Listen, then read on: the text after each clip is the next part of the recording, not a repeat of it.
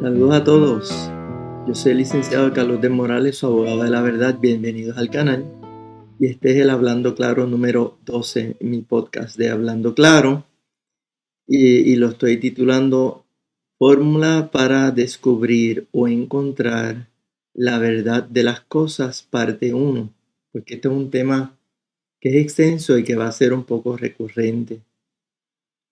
Y ustedes saben que desde que yo empecé mi canal, yo les estoy citando esa escritura. Y la voy a leer, está en Juan capítulo 8, versículo, voy a leer desde el 31. Dice, dijo entonces Yahusha, o Jesús, a los judíos que habían creído en él, a los judíos más bien al Yahudim, ¿verdad? Que son verdaderos hebreos. Eso después lo vamos a explicar. Dice, que habían creído en él, si vosotros permaneciereis en mi palabra, seréis verdaderamente mis discípulos. Ese es el versículo 32. Y conoceréis la verdad, y la verdad os hará libres. Le respondieron, linaje de Abraham somos, y jamás hemos sido esclavos de nadie. ¿Cómo dices tú, seréis libres? Yahusha les respondió, de cierto os digo, que todo aquel que hace pecado, esclavo es del pecado. Y el esclavo no queda en la casa para siempre, el hijo sí queda para siempre. Así que, si el hijo os libertare, seréis verdaderamente libres. Así que esa es la porción con un poco de contexto de donde surge esta expresión, ¿verdad? Que yo he utilizado desde que comencé el canal. Y conoceréis la verdad, y la verdad os hará libres.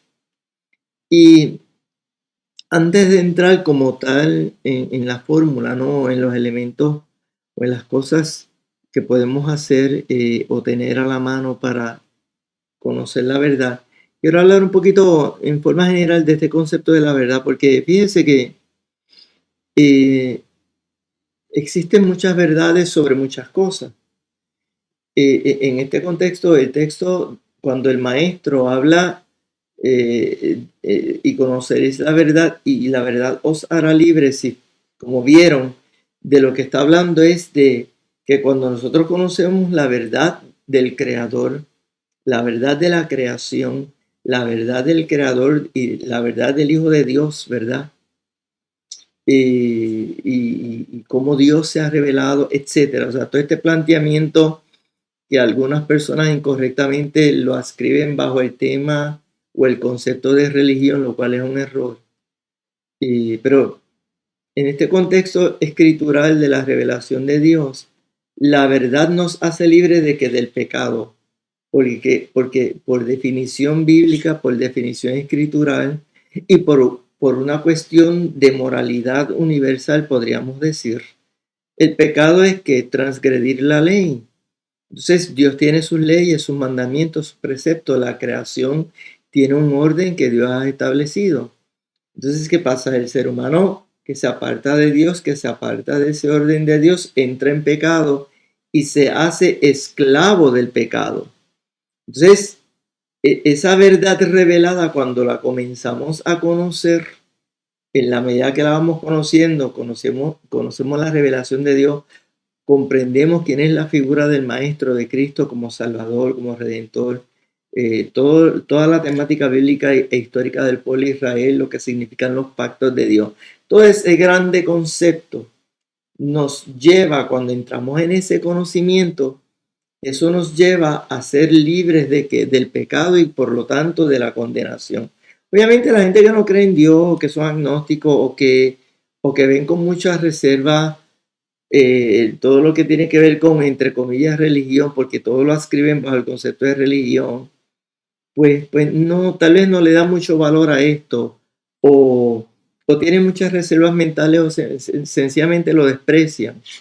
Pues para esas personas, este aspecto de la verdad de la vida, este aspecto importante, que es el aspecto de la espiritualidad y de la eternidad, pues mire, eso es una gran verdad que nosotros necesitamos, o por lo menos para mí, es muy importante y yo quiero que conocerla. He conocido parte, pero yo sigo cada día de mi vida en ese proceso de conocimiento y de mayor comprensión de esa revelación de Dios, de esas verdades que me permiten o que me llevan a la vida eterna y a ser libres de la esclavitud del pecado y de la perdición perpetua. Bien, pero, ¿verdad? Esto está hablando, claro, no es para hablar como tal, para predicarles o para traerles una conferencia de tema teológico. Solamente estoy planteando que hay muchas verdades y hay unas verdades relacionadas con el mundo espiritual, no con la eternidad, con la creación. Entonces, hay otras verdades que nosotros los seres humanos en el devenir de la vida queremos conocer. ¿Sabe? Nosotros, el ser humano quiere o le es conveniente vivir bajo el fundamento de verdades. Y me explico. Los padres que fuimos a la escuela cuando éramos pequeños y que después enviamos a nuestros hijos a la escuela, ¿cuál es la aspiración que tiene todo padre, todo estudiante? Que vaya a un lugar a estudiar en donde en ese lugar se le enseñe que la verdad de las cosas. ¿Sabe? Todo el proceso de educación debería fundamentarse, o todos aspiramos a que eso que se esté enseñando sea verdad, no sea mentira. ¿Por qué? Porque si me están enseñando mentiras en la escuela, entonces yo estoy recibiendo una mala educación, una educación deficiente, una educación incompleta, pero peor aún, una educación peligrosa que lo que hace es que encadenarme. Me hace esclavo de qué? De mentira. Entonces, para poner un ejemplo, puedo presentar mucho. ¿Cuál es la verdad sobre los viajes de Cristóbal Colón y lo que hizo España y la Iglesia Católica en las Américas y en el imperio que desarrollaron en el siglo XV, siglo XVI, siglo XVII, etcétera? Porque yo hago la pregunta, ¿cuál es la verdad? ¿Y por qué yo hago la pregunta? Porque, por ejemplo, ya yo les puedo decir a ustedes con absoluta certeza que lo que nos enseñaron en las escuelas sobre el descubrimiento de América son una sarta de mentiras. O hacen una melcocha de unas verdades con 20 mentiras o 20 verdades con 3 mentiras. Entonces, ¿qué ocurre? Me están alimentando con mentiras. Cuando se supone que en un proceso educativo uno reciba ¿qué? La verdad de las cosas. ¿Ok? Un ejemplo bien tonto que yo pongo o que yo utilizo. Imagínense, y claro, esto tal vez es algo de fácil verificación y el ejemplo puede lucir hasta medio bobolón, pero escúchenlo. Una maestra en primer grado le empieza a enseñar matemática a los niños y le empieza a enseñar a los niños que 2 más 3 es igual a 6. Y 2 más 3 es igual a 6 y si lo tiran así. Y se lo sigue repitiendo y no se lo demuestra, no se lo explica, sencillamente se lo tira así. Pues ese niño que va a aprender que 2 más 3 es 6. ¿Eso es cierto o eso es una verdad o eso es una mentira? Eso es una mentira, pero es una mentira que se está enseñando como una verdad. ¿Qué efecto tiene? Que ese niño va a estar arrastrando esa mentira y muy posiblemente cuando llegue a grados posteriores, a segundo o tercer grado, de momento un maestro le dice que 2 más 3 es igual a 5. ¿Y qué ocurre en la mente de ese niño? Se forma un problema. ¿Por qué? Porque fíjese que una de las cosas sobre el asunto del descubrimiento de la verdad tiene que ver con las fuentes. Tiene que ver con las fuentes. ¿Qué quiero decir con esto? Un niño de primer grado ve al maestro como una autoridad, como alguien que sabe lo que diga esa persona, olvídese, eso es verdad, porque ese maestro no me va a enseñar a mí mal. O sea que desde pequeño los niños van recibiendo esa programación de que en la escuela, allí, olvídese, allí es donde saben, los maestros saben más que los papás. Entonces el niño comienza a reconocer o a darle una autoridad a ciertas fuentes de información. Pues el maestro es una fuente de información. El libro de estudios sociales es una fuente de información. Y entonces, ¿qué pasa? Fíjese que es bien problemático cuando usted comienza a alimentar su pensamiento y su mente y su existencia con mentiras, porque a largo plazo esas mentiras lo van a hacer a usted prisionero y le van a hacer a usted mucho daño. Son ejemplos en el aspecto de la educación. Pero vamos a otro ejemplo. Vamos a otro ejemplo. Usted va a hacer un negocio con esta persona. Qué sé yo, le va a comprar un carro. Le va a comprar un carro. Se ponen de acuerdo, hablan del carro, tan, el carro tiene una deuda, él le dice que la deuda es tanto, pero esa persona viene y le esconde que esa cuenta tiene lo que se conoce como un residual, que es una figura, ¿verdad?, para el financiamiento de los automóviles que existe hace décadas. Pues, ¿qué pasa? Hacen el negocio, le entrega el carro, le entrega la libreta, hace una declaración jurada con el abogado y le entrega la llave, usted agarra el carro y ese dueño se va y entonces después cuando le dan la libreta, esa noche usted está revisando esa libreta y se da cuenta que el último pago, en vez de ser, póngale que el pago fueran 300 pesos del carro, ¿verdad? O 400. Usted ve que en la libretita el último pago, en vez de ser de 400, es de $5,000, o de $6,000, o de $4,000. ¿Qué pasó ahí? Que usted llegó a un acuerdo, usted le dio cierta credibilidad o cierta buena fe a ese dueño de que estaban haciendo un negocio, ¿verdad?, en orden, en donde se estaba planteando toda la verdad de la situación del carro y de la cuenta, ¿no? Y de cómo fue cómo es el financiamiento del carro.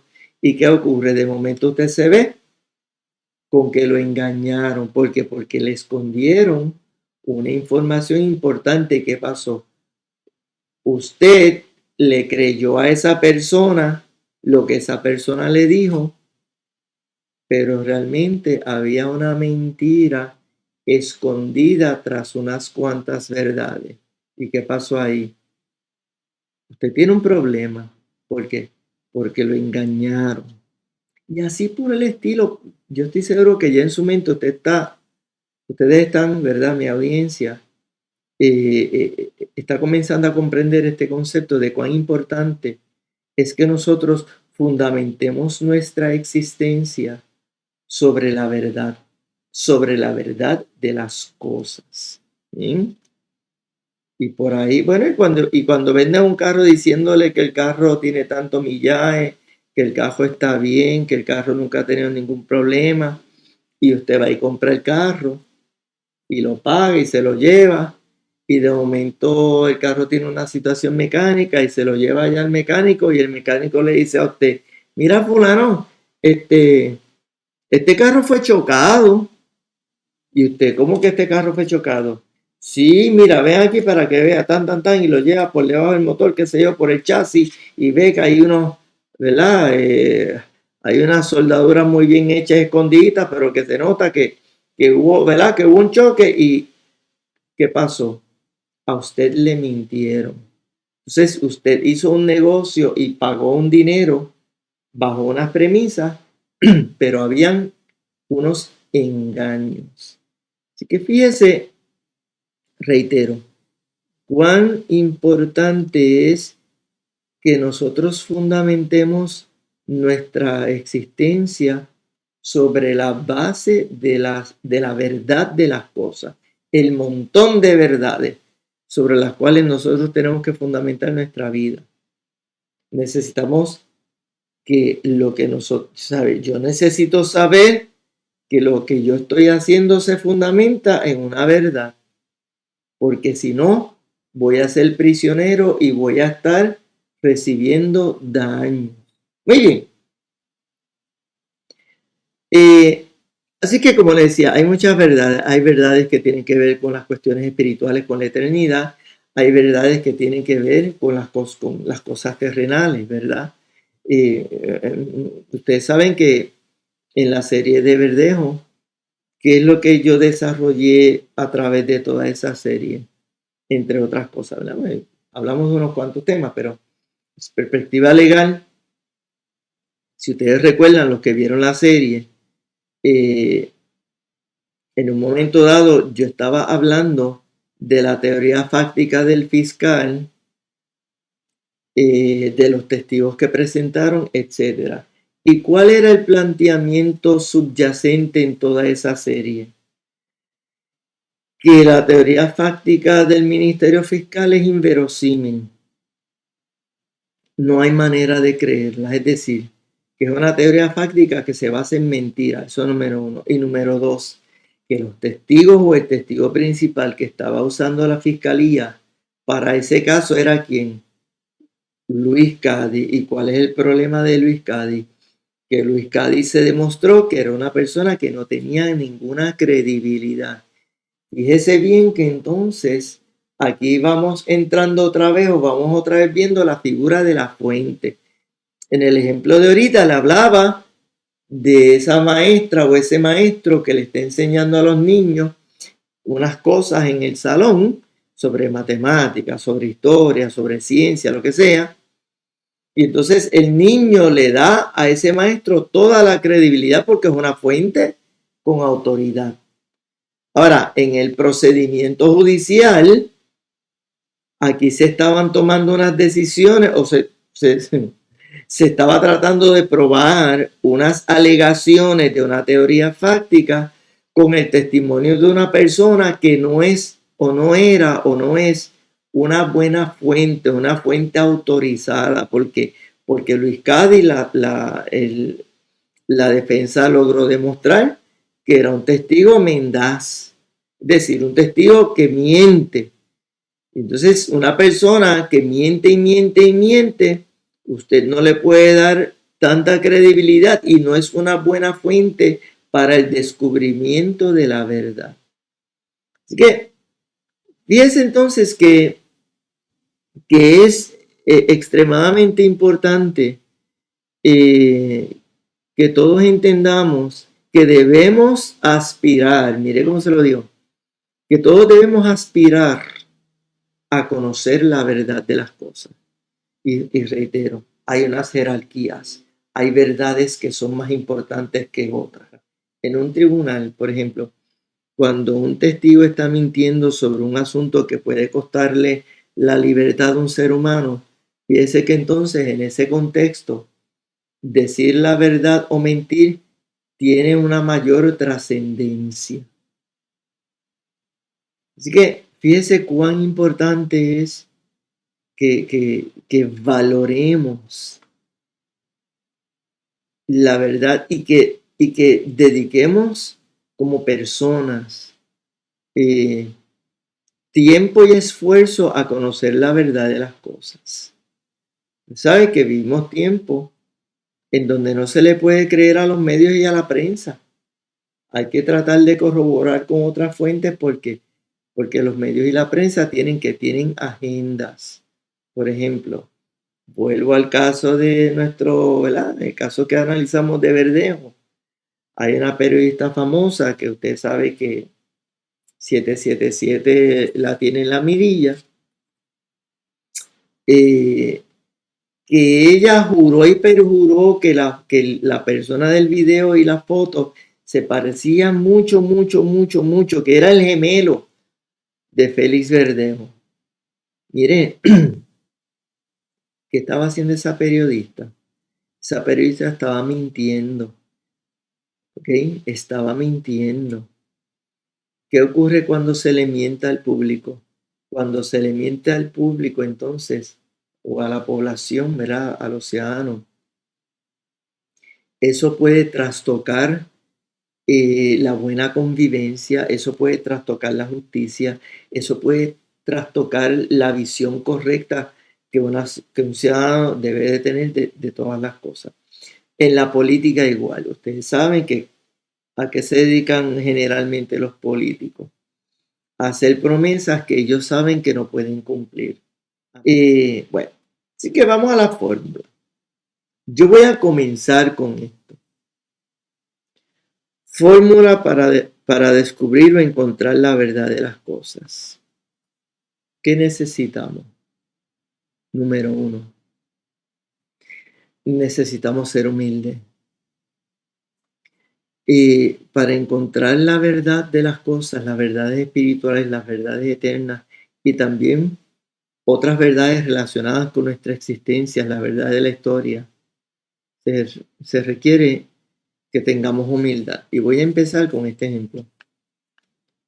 Está saliendo recientemente información porque se han declasificado documentos, etcétera, aunque no todos, pero se han declasificado muchos documentos relacionados con la muerte de John F. Kennedy, que es una muerte famosísima que ocurrió en noviembre del año 1963.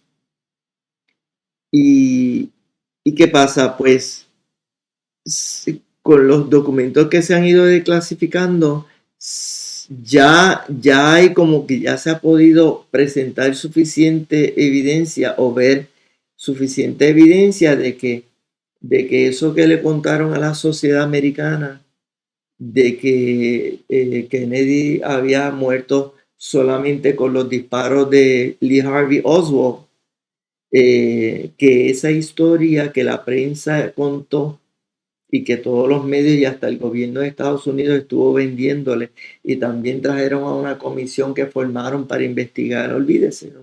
Que lo que hicieron fue realmente encubrir la verdad. Entonces, ¿cuál es el punto? Mucha gente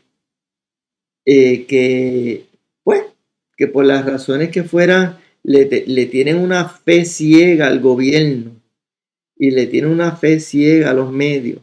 Pues mire, esa gente, usted lo ve que ellos siguen peleando el punto y peleando, ¿no? Que tú estás mal, la comisión Warren investigó y el que lo mató fue Lee Harvey Oswald y él actuó solo, porque él era un comunista que quería matar a Kennedy.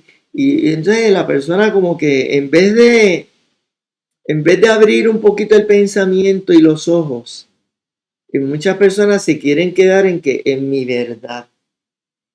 No, porque esto es lo que yo opino, esto es lo que yo creo y esto es lo que hay.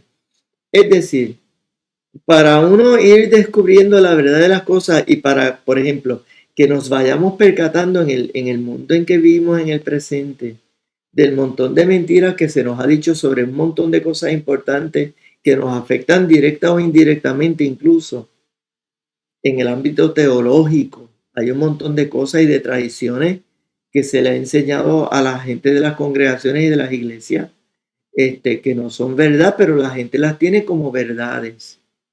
¿Y qué pasa? Cuando se le empiezan a presentar unas informaciones de fuentes buenas, etcétera, y comienza a aparecer una evidencia que necesariamente una persona racional y que una persona humilde que quiera conocer la verdad no va a resistir esa información, sino que va a investigar, va a corroborar, va a escuchar, va a analizar. ¿Cuál es el problema? Que mucha gente no es humilde. Y ciertamente para poder descubrir la verdad de las cosas, necesitamos tener la humildad de reconocer que nosotros no lo sabemos todo y que posiblemente cosas que nosotros teníamos por ciertas tal vez no sean no sean ciertas, y nosotros tenemos que tener la humildad de reconocer y de recibir la verdad de las cosas y descartar aquellas cosas que sencillamente no se ajustan a la verdad, que eran mentiras, que eran tradiciones, etcétera, etcétera, porque, porque ese ejercicio nos va a hacer mejores personas, porque ese ejercicio nos va a permitir tener mayor libertad, humildad.